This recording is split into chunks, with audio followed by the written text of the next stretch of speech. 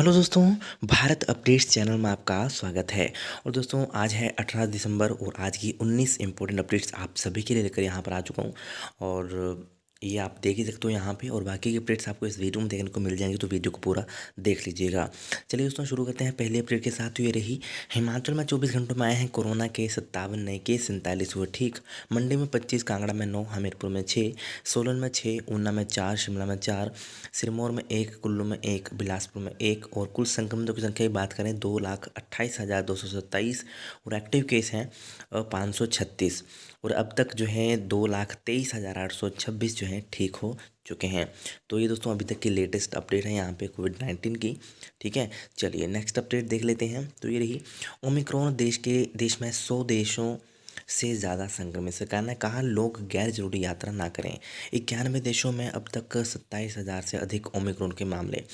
देश में corona virus के नए ओमिक्रॉन स्वरूप के प्रसार को देखते हुए सरकार ने लोगों को जरूरी ना होने पर यात्रा ना करने की सलाह दी है। दरअसल बीते 14 दिन में ओमिक्रॉन संक्रमित मरीजों की संख्या 50 गुना बढ़ी है। 11 राज्यों में जो है अब तक 102 मरीजों की पहचान हो गई है। स्वास्थ्य मंत्रालय ने कहा कि सिर्फ टीके से काम नहीं होगा, कोविड सम्मत व्यवहार का भी पालन करना पड़ेगा। स्वास्थ्य मंत्रालय ने बताया कि संयुक्त सचिव लव अग्रवाल ने बताया कि टीका ना लेने वालों में ओमिक्रॉन का खतरा अधिक है। उन्होंने लोगों से विवाह, पार्टी व सामूहिक कार्यक्रमों से दूरी बनाए रखने की अपील की है। दुनिया के 91 देशों में अब तक 27,000 से अधिक ओमिक्रॉन के मामले मिले हैं। वहीं दिल्ली के स्वास्थ्य मंत्री सत्येंद्र जैन ने बताया कि 12 नए मामलों के साथ दिल्ली में 22 संक्रमित हो गए हैं, जिनमें से 10 ठीक भी हुए हैं। तेलंगाना में भी 2 नए मरीज मिले हैं। नेक्स्ट अपडेट दोस्तों ये रही, बिलासपुर बैरी रेल लाइन, सोलन से कैथली घाट 4 लेन निर्माण का अड़ंगा दूर, शुरू होगा काम। सुप्रीम कोर्ट ने दी रेल लाइन के दूसरे तीसरे चरण के लिए वन भूमि की उपयोग की हरी झंडी। ये बड़े प्रोजेक्ट भी होंगे शुरू। एचपीयू में टेनिस कोर्ट और एचआरडीसी भवन के बीच multi storey parking complex. Leh Manali road पर पलसियों में आईटीबीपी का नियमित ट्रांजिट कैंप। मारकंडा पर 180 मीटर स्पैन ब्रोस्टिंग ब्रिज का निर्माण। पतली कूहल में बस अड्डे का निर्माण। जोगिंद्रनगर में भदियाड़ा में एचआरटीसी की वर्कशॉप का निर्माण। शिमला एयरपोर्ट की हवाई पट्टी के रखरखाव, एप्रन के विस्तार और अन्य कार्य। मनाली में सिविल अस्पताल का निर्माण। पंडोह में बगलामुखी के बीच रोप वे के निर्माण के लिए भी वन भूमि का हो सकेगा इस्तेमाल। तो ये दोस्तों यहाँ पे एक लेटेस्ट अपडेट है, पूरा पढ़ना चाहो तो आप यहाँ पे पढ़ सकते हो, बहुत कुछ यहाँ पे जो है बताया गया है। ठीक है, चलिए नेक्स्ट अपडेट ये रही, वाहनों के प्रदूषण से ग्लेशियरों के तेजी से पिघलने का खतरा। वैज्ञानिकों का दावा, लाहौल घाटी में वाहनों के ब्लैक कार्बन से उम्मीद से ज़्यादा दिखेगा बदलाव। अटल टनल रोहतांग के नॉर्थ पोर्टल में पहुंचे बड़ी संख्या में पर्यटन वाहन। घाटी के कई इलाकों में दिसंबर से में गिरती थी पाउडर बर्फ, इस बार हो रही है बारिश। तो जनजातीय जिला लाहौल स्पीति में भले ही दिसंबर में बर्फबारी में से जो है 8 फीट तक बर्फ़ की मोटी चादर चढ़ गई हो, लेकिन बर्फ़ बड़ी संख्या में आ रही वाहनों के ब्लैक कार्बन से सैकड़ों वर्ष पुराने ग्लेशियरों के तेजी से पिघलने का खतरा बढ़ गया है। वैज्ञानिकों का दावा है कि कहीं पर्यावरण पर पर्यटन भारी ना पड़ जाए।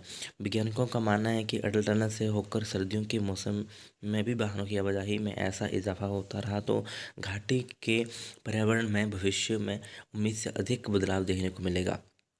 घाटी के कई इलाकों में दिसंबर में पाउडर बर्फ गिरती थी, लेकिन इस बार बारिश हो रही है। पर्यावरण वैज्ञानिकों के अनुसार नवंबर महीने के बाद इस इलाके में वाहनों की आवाजाही शून्य की जाती थी, लेकिन आज अटल टनल बनने के बाद रोजाना हजारों की संख्या में वाहन घाटी में प्रवेश कर रहे हैं। तो ये दोस्तों एक अपडेट है। ठीक है, नेक्स्ट अपडेट ये रही, जेबीटी भर्ती को लेकर पुनर्विचार याचिका पर आय हो सकता है फैसला। तो जेबीटी भर्ती को लेकर बीते दिनों हाईकोर्ट से आए फैसले को लेकर पुनर्विचार याचिका दायर करने पर शनिवार को फैसला हो सकता है। शिक्षा सचिव सहित अन्य उच्च अधिकारी जो है शुक्रवार को धर्मशाला में लौट आए हैं। शुक्रवार को सचिवालय में विधि विभाग के अधिकारी इस मामले को लेकर चर्चा करने में जुटे हैं। नेक्स्ट अपडेट दोस्तों ये रही, क्रिसमस से पहले वीकेंड के लिए होटलों में 80% ऑक्यूपेंसी। कुफरी नारकंडा मशोबरा के होटल और होम स्टे भी एडवांस बुक। बर्फबारी के पूर्वानुमान से शिमला में बढ़े सैलानी। कुफरी में हल्की बर्फबारी, ओले भी गिरे। पंजाब, हरियाणा और दिल्ली से शिमला पहुंच रहे हैं सैलानी। नेक्स्ट अपडेट ये रही दोस्तों, ठंड के बीच परीक्षा देने पहुंचे बच्चे, लिखते वक्त हाथ कांपे। कहाँ पे हाथ। हिमाचल स्कूल शिक्षा बोर्ड से संबंधित जिला भर के शीतकालीन सरकारी और निजी स्कूलों में शुक्रवार से वार्षिक परीक्षाएं हो रही हैं। कड़ाके की ठंड के बीच हुई परीक्षाओं में बच्चों को काफ़ी परेशानी हुई। ठंड में छोटे छोटे बच्चों को लिखने में दिक्कतें हुई। स्कूलों में ना तो हीटर की व्यवस्था ना ही ब्लोअर। शिमला में आजकल न्यूनतम तापमान -0.2 चल रहा है। पानी बहता बहता जम जा रहा है। परीक्षा केंद्रों का जायजा लिया जा रहा है। तो ये आप यहाँ पे देख सकते हो। इन विषयों की हुई हैं पहले दिन परीक्षाएं। नेक्स्ट अपडेट दोस्तों ये रही, क्यारी घाट वाले कन्वेंशन सेंटर की HPTDC को देने की तैयारी। सरकारी संपत्तियों को निजी हाथों में देने पर उठे विवाद के बाद मंथन में जुटी सरकार। पर्यटन विभाग की 3 संपत्तियों को निजी हाथों में देने का विपक्ष ने लगाया था आरोप। पर्यटन विभाग की मंडी, मनाली और जंजैहली में स्थित संपत्तियों को सस्ती दरों में निजी हाथों में सौंपने के आरोपों से घिरी सरकार ने अब सोलन के क्यारी घाट के स्थित कन्वेंशन सेंटर को हिमाचल प्रदेश पर्यटन विकास निगम को देने का इरादा कर लिया है, यानी कि HPTDC।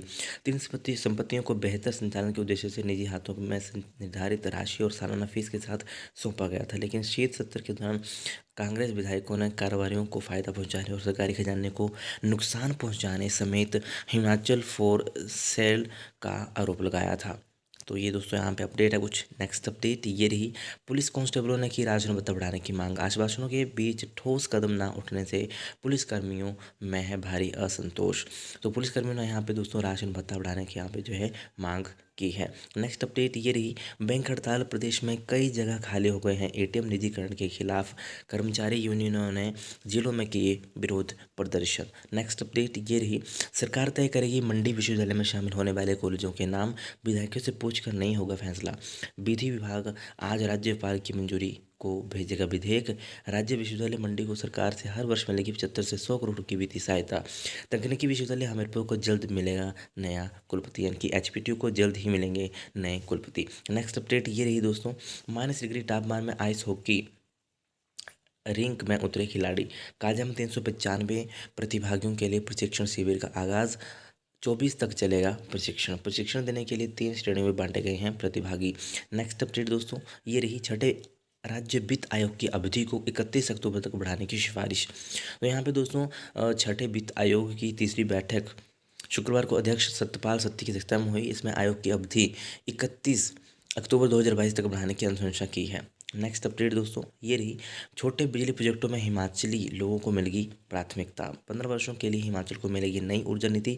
27 दिसंबर को PM मोदी करेंगे घोषणा। नेक्स्ट अपडेट ये रही, CM जयराम आज मंडी में लेंगे अधिकारियों की बैठक।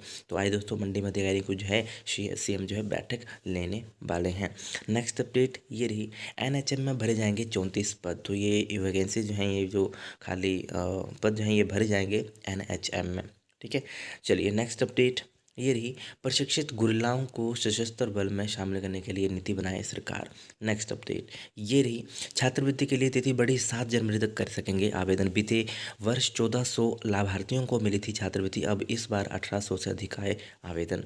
नेक्स्ट अपडेट दोस्तों ये रही, तो ये दोस्तों एक लेटेस्ट और मोस्ट इंपॉर्टेंट अपडेट है। कड़ाके की सर्दी में शुरू हुई नॉन बोर्ड कक्षाओं की असेसमेंट परीक्षाएं। ओके, इसके साथ दोस्तों यहाँ पे देख लें तो शेड्यूल तय, 1 मई तक PG प्रवेश परीक्षाओं के लिए आवेदन। दोस्तों ये 2022 के लिए शेड्यूल आ चुका है, ठीक है। तो 11 जून से डिप्लोमा कोर्स के लिए आवेदन कर भरने की प्रक्रिया शुरू होगी। HPU PG कोर्स के लिए 1 अगस्त से शुरू होंगी नियमित कक्षाएँ। ओके, तो PG कोर्स के लिए 1 अगस्त से 2022 की यहाँ पे बात हो रही है, और 1 मई तक PG प्रवेश परीक्षाओं के लिए आवेदन कर पाएंगे, ठीक है। तो ये पूरा शेड्यूल दोस्तों यहाँ पे बताया गया है। अभी मैं बताऊँगा तो बहुत ज़्यादा टाइम यहाँ पे हो जाएगा, तो मैं इसको ऐसे कर देता हूँ, आप पढ़ लेना, ठीक है। इसे विश्वविद्यालय की वेबसाइट पर उपलब्ध करवा दिया जाएगा। 2022-23 1 मई तक जो है PG कोर्स की होने वाली प्रवेश परीक्षाओं और मेरिट आधार पर प्रवेश के लिए ऑनलाइन आवेदन से सत्र की शुरुआत होगी। 11 जून को डिप्लोमा कोर्स के लिए आवेदन भरे जा सकेंगे, ठीक है। तो ये पूरा पढ़ लो यहाँ पे लेफ्ट साइड वाला, ठीक है, इसको पढ़ो, और ये यहाँ से पढ़ो, ठीक है। थोड़ा सा यहाँ पे देख लो,